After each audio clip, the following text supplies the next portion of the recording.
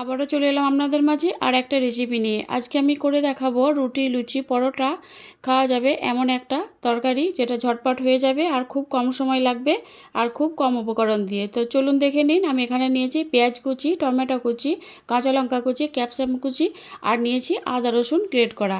এখানে আমি নিয়েছি আলু, 4টে আলুকে সেদ্ধ করে নিয়েছি। আলুটাকে ভালো করে খোসা ছাড়িয়ে এরকম ছোটো ছোটো টুকরো করে কেটে নিয়েছি। এরপর আমি এদিকে একটা কড়াই গরম করে নিয়েছি। কড়াইয়ের মধ্যে দিয়ে দিলাম পরিমাণ মতো সরষের তেল। তেলটাকে খুব ভালো করে গরম করে নিয়েছি। এরপর আমি এখানে দিয়ে দেব দুটো শুকনো লঙ্কা এরকম ছোটো ছোটো কুচি করে এর মধ্যে দিয়ে দেব। ফোড়নটাকে একটু ভালো করে ভেজে নিয়ে এর মধ্যে দিয়ে দেব আদা রসুন গ্রেট করা। আমি এখানে গ্রেট করে নিয়েছি, আপনারা চাইলে ছোটো ছোটো কুচি করেও নিয়ে দিতে পারেন। আদা রসুনটা একটু ভেজে নেব যাতে কাঁচা গন্ধটা না থাকে।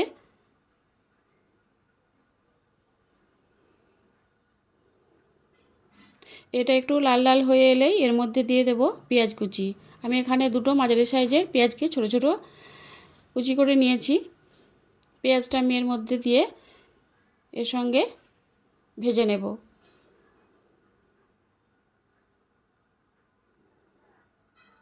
তো দেখুন পেঁয়াজটা অনেকটাই নরম হয়ে গেছে। এরপর আমি এখানে দিয়ে দেব একটা বড় সাইজের টমেটো কুচি।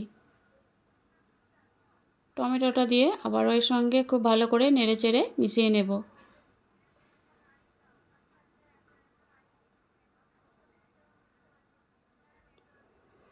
তো টমেটোটা অনেকটাই নরম হয়ে গেছে দেখুন।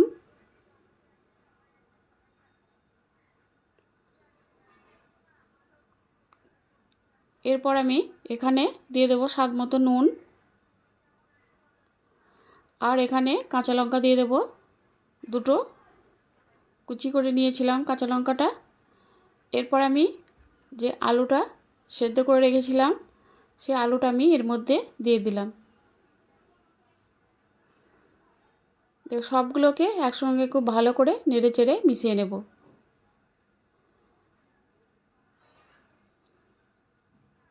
এটা 2 মিনিটের মতো একটু ভেজে নেব।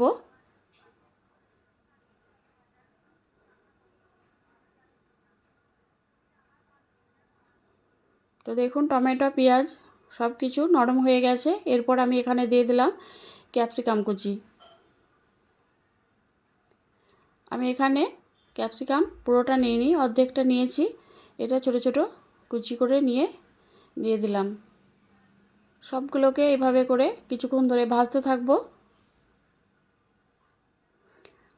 আলুটা তো আমি আগে থেকে সেদ্ধ করে রেখেছিলাম। তো দেখুন সব কিছু নরম হয়ে গেছে, ভাজা ভাজা হয়ে এসেছে। এখানে আমি দিয়ে দিলাম হাফ চামচ চিনি। চিনিটা দিয়ে আবারও খুব ভালো করে নেড়েচেড়ে মিশিয়ে নেব।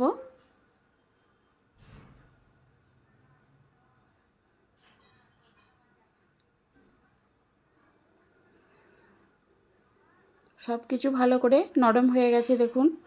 এরপর আমি এখানে দিয়ে দিলাম হাফ চামচেরও কম হলুদ গুঁড়ো আর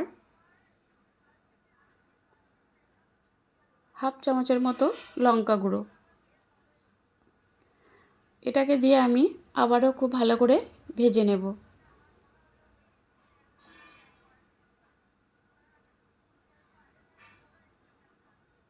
কিছুক্ষণের জন্য এটাকে ভেজে নিলাম। তো দেখুন এটা অনেকটাই ভাজা ভাজা হয়ে গেছে আর সব সবজিগুলোও সেদ্ধ হয়ে গেছে। এরপর আমি এখানে দিয়ে দেব কাসুন্দি মেথি। এটাকে আমি একটু হালকা ভেজে হাতে গুঁড়ো করে নিয়ে দিয়ে দিলাম। তো দেখুন পুরো রেডি হয়ে গেছে আমার। তো এই রেসিপিটা কেমন লেগেছে আপনারা অবশ্যই জানাবেন। ভালো থাকবেন।